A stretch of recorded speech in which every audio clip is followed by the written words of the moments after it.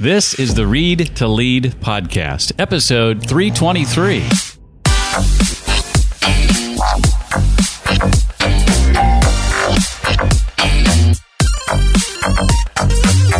Hardly any of us get any instruction at all in private speaking. What I would call what we're doing right now, or what 99.9% of all of our communication is private speaking. Hi, and welcome to my podcast. It's the Read to Lead podcast and is dedicated to your personal and professional growth. My name is Jeff, and I believe that if you want to achieve true success in your business and in your life, then lifelong learning is a must. Intentional and consistent reading is a great way to achieve that. The Read to Lead podcast is not only going to help you narrow this reading list, but bring you the key insights and main ideas from the people we talk to each and every week. And that includes today's most successful and inspiring authors. We dive into their latest book and their unique insights on things like personal and professional development, leadership, productivity, career, business, marketing, sales, and entrepreneurship.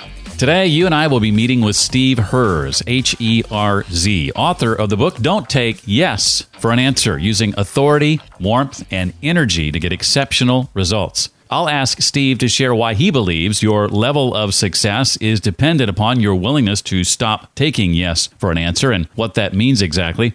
We'll dive into what he refers to as his Awl Framework for developing authority, warmth, and energy, what he means when he says your voice is your second face, and plenty more.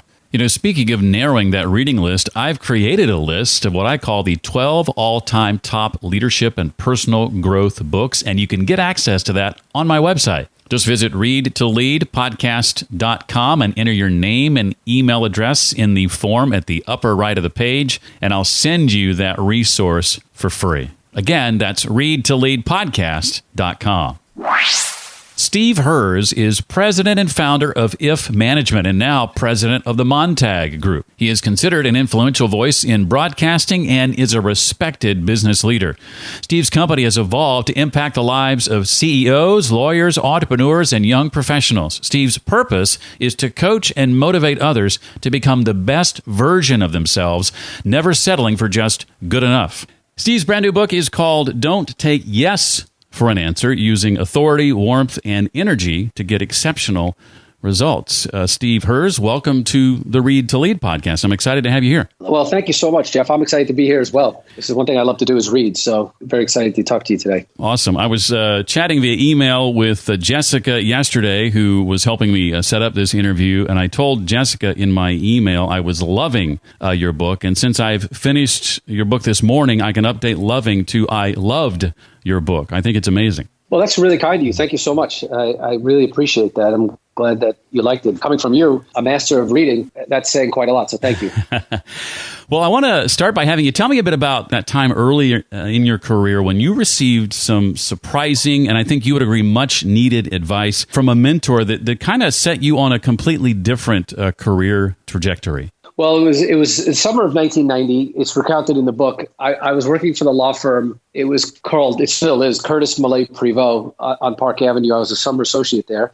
And at the very end of the summer, you were told whether you're going to get an offer or not to come work at that law firm at the end of that summer for the next year. And this is typical of the law firm experience for summer associates. And most of the kids, the majority of kids generally do get offers. They hire X amount and plan to give offers to somewhere between 75 and 100% of the kids. And that summer was no different. Everybody got an offer that came in. I was the last guy called into the office. And the managing partner, Turner Smith, said, you're not getting an offer. And in fact, we don't even think you should practice law. We think it's a bad field for you. So it was a big slap in the face, or punch to the gut, if you will. And he was such a nice guy and so decent that coming from him, it's in some ways it stung twice as bad, but in other ways it didn't sting at all, because you knew he cared about you and he was being decent to do that, not to just say, oh, you know what, you're great, we love you, but we didn't have room for you.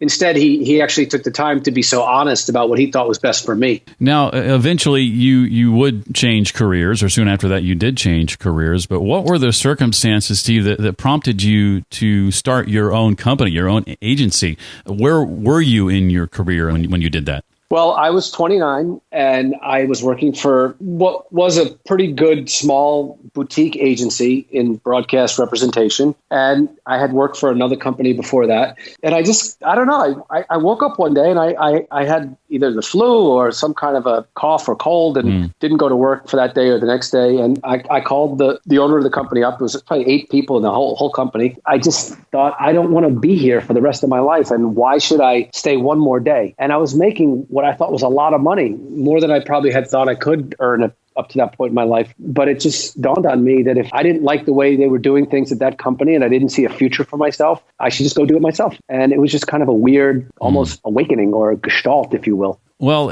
I think this really sets you on a trajectory of getting this feedback we talked about a moment ago to really think long and hard about going through a life and a career where oftentimes people aren't telling you what you really need to hear. And I'm curious to know why you believe that our level of success, in addition to that circumstances that happened in your life, is dependent upon our willingness to, as you say, stop taking yes for an answer. Why is that so important? Well, because I think otherwise we all can fall into what I call the vortex of mediocrity. If we get just told how great we are, there's no signal to actually think about what do I need to improve upon.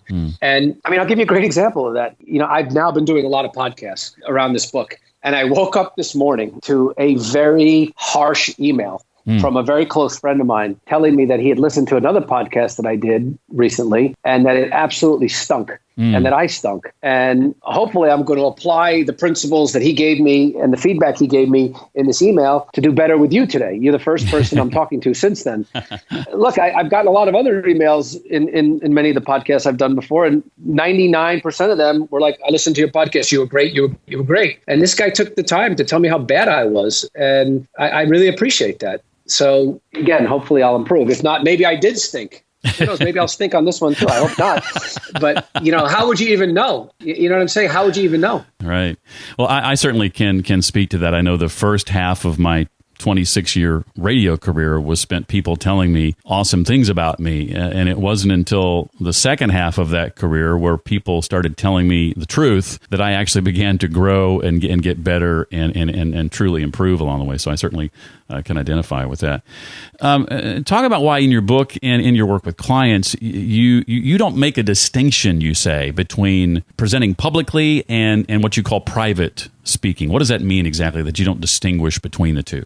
Well, I think a lot of people, first of all, to the extent that they focus on being better at communication, they'll say to you, oh, well, I took a public speaking class in college. I know how to speak.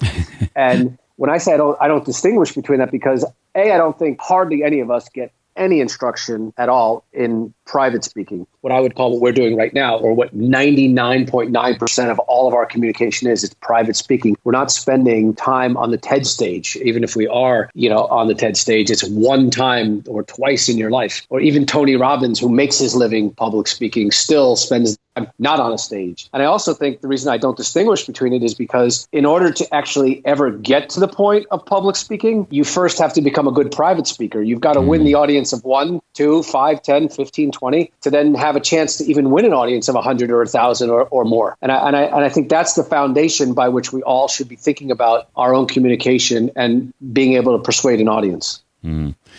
What would you say, Steve, to those who argue against something that you believe, and that is connecting and soft skills can get you further in life than substance? There are some who argue against you on that. How do you respond to those who argue against that connecting and soft skills can get you further in life than substance? Well, I'm not going to debate anybody on this topic.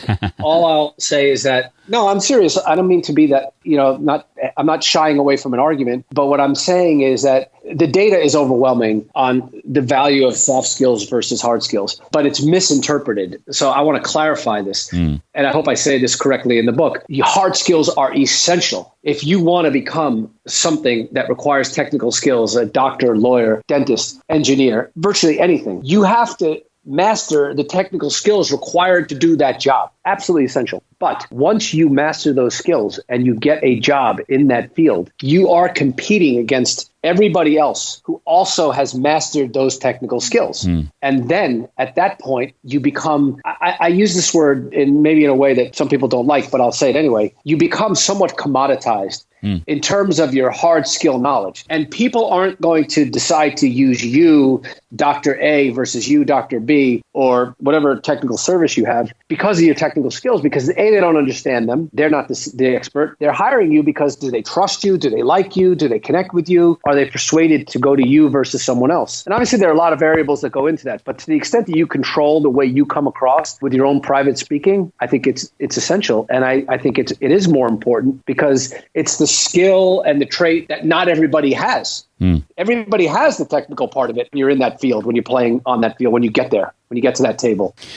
Well, Steve, this is a point where I want to ask you about your framework that you lay out in the book, the Awl Framework, authority, warmth, energy. Share a bit about that framework to the extent that you're willing. And maybe, too, Steve, what it's not intended to be. Well, what it is intended to be is a shortcut hack to understanding soft skills. And, I talk about this thing in the book called the 85-15 rule, that being that 15% of your success is causally related and correlated to your technical knowledge and expertise. And it comes from a study from the Carnegie Foundation from 1918, and it's been cited by many people since then. So the 85% is the non-technical stuff, what we would call the soft skills. But the awe principle, that framework is there because I don't think most people understand how they are lacking in the soft skills and what they can do about it. So awe is it's a concept to say to you, okay, how are you doing in the soft skills? Or say to yourself, how am I doing? And then it boils down to these three factors. A, your authority. How competent do people think you are? How much strength do they think you have in your ideas? Do they believe you? And what goes into your authority? Your voice, your body language, your presence, your rate of speech, etc. Things like that we talk about in the book, the granularity of it. Then, do people trust me? Do they connect with me? Do they want to be in a relationship with me? Whatever that relationship might be. And that's the W. That's warmth. That's this kind of catch-all phrase for trust.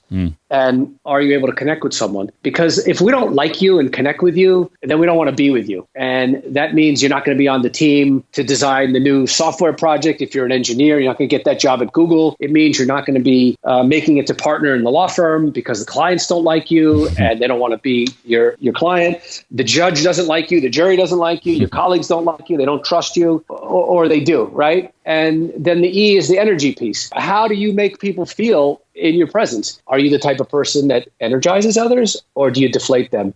And we don't want to be around people that deflate us. We want to be around people that energize us. And ultimately what awe is, it's just a simple way to teach people how to become magnetic. Magnetic in your energy, magnetic in your trust, and magnetic in your authority. That's it. You mentioned voice and presence and body language, dress. Also, there's alignment and detachment, all playing a role in mastering authority specifically. One that surprised me initially as I read the book was this idea of detachment, Steve, as it relates to authority. Describe the context here. It's great that you mentioned that because that surprises a lot of people when they read the book. And it actually surprised me because it came out of a lot of interviews that I did in talking to people from different walks of life. I'm trying to create this grand theory, right, of awe. And it's hard to say, does this apply for a shoe salesman as much as it applies for a psychotherapist, right? And in my interviews, I found that it did. And what they had in common is that if you believe so strongly in what you're saying, you may not persuade everybody, but you have to actually own that ability or that outcome that may not be to your liking. Awe is not this trick to get everybody to go along with what you want. It's a way of being. It's a way of behaving. It's a way of living. And it's not designed to be misleading. So, for example, I believe in my heart of hearts that this is a great book that I've written, but I can't sit here and be so attached to the fact that you're going to read it and love it that I'm going to literally camp out in front of your house until you buy it. No, then the book may or may not be as good as I think it is, but I'm going to lose all my authority because I'm too attached to the outcome.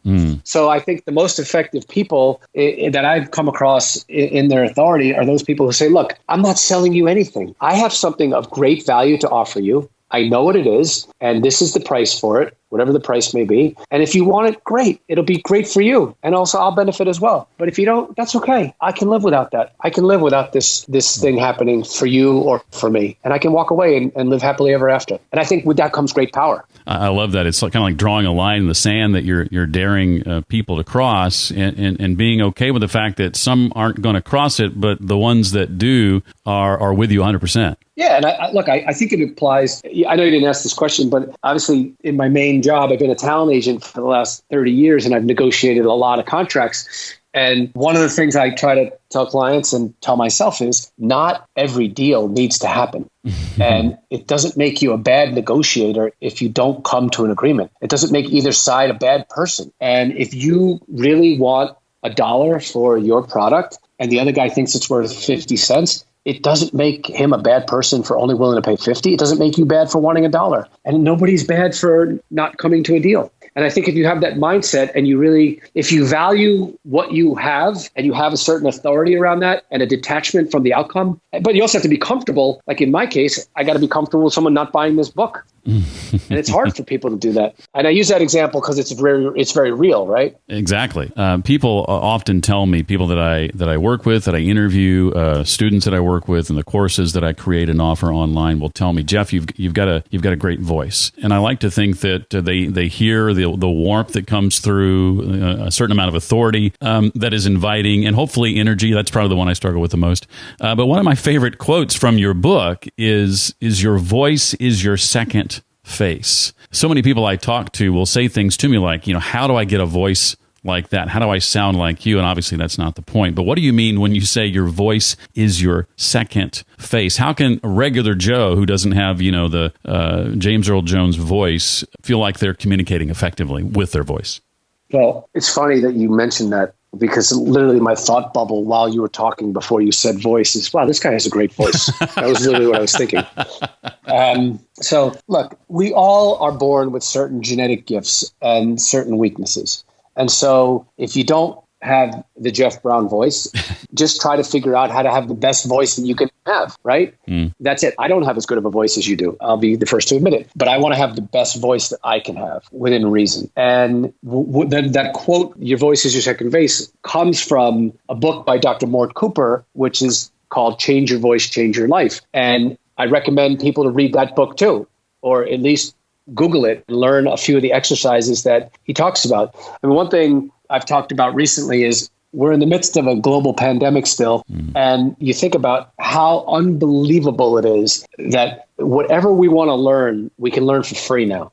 Anything. You go on the internet and you can learn how to have a better voice in 5 seconds. So I would say people should learn how to have a properly placed pitch if they have a bad habit of speaking too high, which a lot of people do. And this isn't just women, it's men as well. And if you breathe better and learn how to breathe properly, your voice is like an instrument. It's not like an instrument, it is an instrument, and learn about it. So this should be very easy for people to just figure this out on their own, or if not, read my book and it'll lead you to greater resources to do that. Well, and the good news I'm hearing in all that is authority, warmth, energy. If these don't come naturally to you, you can learn how to get better. 1,000%. Yes. You can improve your resonance. You can improve your pitch. You can learn more about how to modulate your voice by not speaking too much or not speaking in run-on sentences. There's a lot of ways to do that.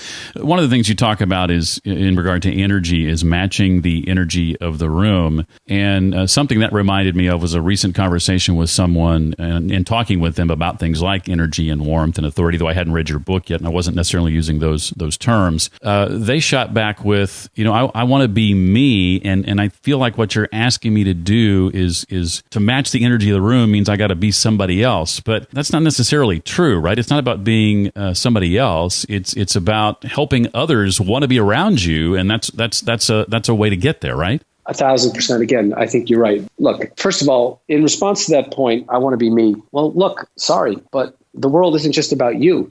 You can't be you if you could do whatever you want. Obviously, you could ignore all this. But if you want to have an impact in this world and you want to achieve what you want to achieve, then you got to be responsive to other people. It's not just about you. And if you are this high energy, frenetic person that's screaming like Steve Ballmer on the Microsoft stage in that famous video, if you try doing that at your company meeting, people are going to be scared to death of you, and you're not going to have any connections or any influence on anyone else. So it's just a question of understanding that every communication has nothing to do with you, or it shouldn't be perceived as having anything to do with you. What you should be thinking about is, how is my communication being received by the recipient? That's all that matters. Otherwise, why are you talking? Why are you communicating other than just to hear yourself? What's the point? Like, don't you understand? The only reason you're communicating is to have somebody receive that. I know that sounds a little bit silly, but it's true. For someone who struggles, Steve, with seeing these things in themselves and being able to improve just by maybe recording themselves or some other things that you recommend, how can trying to find these traits or lack of these traits in others be helpful to them if they're struggling seeing it in themselves? So I got to give you an A+ for reading the book and taking good notes and getting good insights.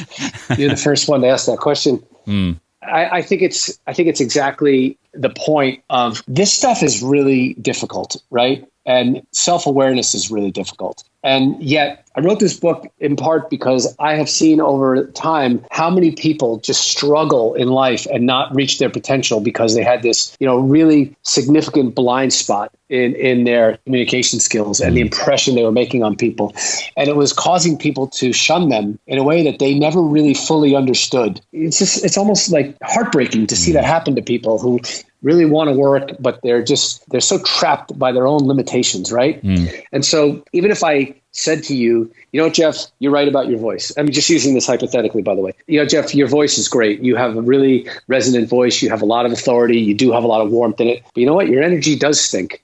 And it's so lacking, Jeff, that if you had better energy, you would be Howard Stern. And, I'm just using this hypothetically. But even if I told you that, and even if it was true, which it's not, but even if it was, you probably wouldn't be able to do much with that. Right. Because in the moment, you're like, well, what does that mean, my energy? Give me some specifics. What can I do about it? So what I try to do in the book is I try to create another hack, which I call hyper external awareness. And other people have used this in different contexts, but I think it's important to use this in communication, which is to say that figure out what it is that you have in terms of your weakness. So in my case, I had this bad habit of folding my arms all the time when I would talk to people. And my wife pointed it out to me. And yet it didn't really help. I mean, just knowing that wasn't really that helpful. I would continue to go to cocktail parties and events and meetings with people. And she would say, I don't know if you know, but your arms are still folded the whole time. Just really, that's not the kind of impression you want to make. So what I ended up doing is I took this hyper external awareness technique and I applied it to myself. And every time I would go out to a cocktail party or any kind of an event where there were people, the first thing I did was I would scan the room and I would notice whose arms were folded. And it became like a giant flashing red light. And now every time I'm in a conversation with someone else, I notice when their arms are folded. And because of seeing those arms folded and knowing it's a turnoff to me now to do it myself, I can't do it anymore because when I see it, it's kind of a turnoff to me. And then I stop doing it. I really haven't folded my arms in front of a person in years now because of that. And it's so much so that sometimes when I'm around other people, I'll recount that story. And if they have their arms folded, I'll just kind of karate chop them in the arms and I'll unfold their arms for them. And look, folding your arms once in a while is fine, obviously, if it's part of your body language. But you don't want to stand there talking to someone for 15 minutes and that be your de facto kind of default norm.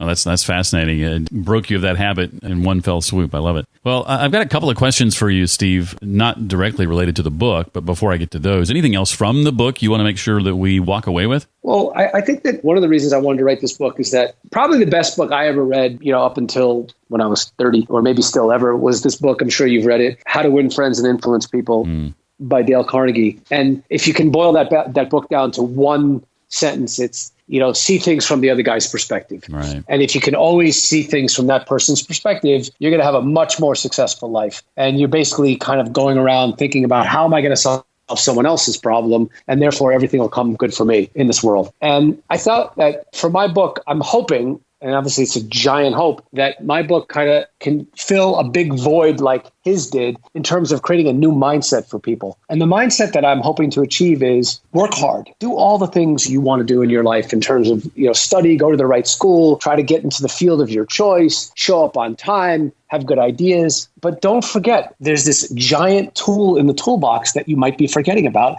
that could be really tremendously holding you back. And that's your awe, your authority, your warmth, and your energy. And I know so many people that you or I might consider very successful, but even they haven't come close to achieving their level of potential because they might have just an awful, really grating speaking voice, or their energy might just be horribly low. And I just think for people to hopefully implement this in their daily regimen of thinking about resources they're dedicating to improving themselves and the time and effort they put into achieving in life, make this a part of it. That's the goal. It's funny you mentioned the Dale Carnegie book. I just ordered a copy of that book. I've had it on Kindle for years, and I just ordered a hardcover that arrived in the mail this week. So I'm looking forward to diving back into it. But besides How to Win Friends and Influence People, what's a book or two that's had a huge impact on your career over the last 20, 25 years? Two of my favorite books I've ever read, both in sports, but I thought they had tremendous life lessons. One is called When Pride Still Mattered by Vince Lombardi. I mean, not by Vince Lombardi, by David Marinus, about Vince Lombardi. And I just really thought it was a tremendous book about a man's faith and his commitment to his family and his wife, and just the level of integrity and the level of detail he put into being a football coach. And what people don't realize about Vince Lombardi is that before he was a successful football coach, he was actually a high school basketball coach and very successful at that too, in New Jersey. So you see what the lesson was from that is just if you do things the right way, if you connect with people, and if you can figure out the right way to do things, it's transferable. And that was a great lesson. And then I love the book Seabiscuit, because first of all, it's in my view, it's one of the most well-written books ever written, Laura Hillenbrand. And what I took away from that is that the genius of the trainer, Tom Smith, was that he understood how to treat each horse differently, that sometimes you had to whip the horse down the back stretch and kick it, and I'm saying not kick it for real, but really metaphorically kick it, really push it and just berate the poor thing and push it to the limit to get the most out of it. And then there were other horses that the minute you even touched it, you couldn't get anything out of that horse. It just wouldn't respond to the whip. They wouldn't respond to anything. And I think a great leader understands that everybody's different. And you can't treat people the same way. And if you try to push somebody by yelling at them and they don't respond to that, then you're a lousy leader if you don't understand what it takes to get the most out of people. And even though the book is about horses, Seabiscuit, it's really about people. And I think that lesson really stuck with me. And the other part about horse racing I've always liked is this idea of, some horses can run as fast as possible and be great champions. And other horses they're too distracted all the time, and they're looking around, and they put these blinkers on them around their eyes. And I think some of us need blinkers for our own life. We can tend to be looking around. Well, what's this guy doing? Oh, Jeff Brown has this podcast. I want to have this podcast. Or this one's doing that. And they stop and think about what their own race is, whatever that is. And I'm not saying life should be a race. You should live life on your own terms, but don't live life on terms of the guy next to you, on the right of you or the left of you. And those are some of the best books I've written. I've read. Well, beyond the podcast tour for the book, Steve, once that's behind you, what's ahead for you and your team this year in 2020 that you're excited about? I have a really great business representing broadcast media talent, and this kind of came as an offshoot of that, and some of the same things that I've done for broadcasters now doing for individuals. So I'm doing some coaching. I actually got a call this morning about coaching a CEO who read a column that I wrote in Business Insider. So I'm looking forward to doing more of that and integrating, honestly, both sides of these businesses, just this individual coaching of executives and companies and consulting with companies, and also doing more teaching. Now, with the whole pandemic, I've done a lot of teaching. I've taught a bunch of law school classes on mediation, arbitration, negotiation. I'm leading a CLE class next week that's continuing legal education for a major law firm. And that's just what excites me, is to take these principles from the book and not necessarily just be about the book, but the concepts, and try to teach them in different areas of the world. Like I said, whether it be undergraduates, like I did one at Emerson College, I spoke at the University of Michigan, or law schools or businesses. That's what I want to do in addition to running my own business, just continue to do that as well. Well, the book again is called Don't Take Yes for an Answer, Using Authority, warmth and energy to get exceptional results. And his name is Steve Herz. Steve, thank you again so much for being a part of the Read to Lead podcast. Appreciate it. And again, loving the book. And it's one that I think I can honestly say is a book that everybody is poised to be helped by, so long as they will just take the time to read it. Steve, thank you again so much. And thank you for having me. It's been great, and really appreciate your questions and your interest. I've created a page on my website where you can dive into more of my conversation with Steve, learn more about his work and research, and more easily find those books and other resources he referenced. All of that is at readtoleadpodcast.com/323 for episode 323. While you're there, be sure to enter your name and email address in the form at the upper right so I can send you my free top 12 all-time list of the best business and personal growth books. These are the books getting the most recommendations by guests here on the podcast. I share with you what I got out of these books, as well as what guests who recommended them had to say about them. Again, you can get that at my website for free, readtoleadpodcast.com. If you have questions, comments, suggestions, or feedback for me and the show, write me directly if you don't mind, Jeff, at readtoleadpodcast.com. I respond to most emails within a couple of days, and I look forward to hearing from you. Next time on the show, we'll be welcoming Stanford University professor and author Dr. B.J. Fogg as we discuss his book, Tiny Habits, the small changes that change everything. Well, that does it for this week. I look forward to seeing you for the next episode with B.J. Fogg. Until then, remember, leaders read and readers lead.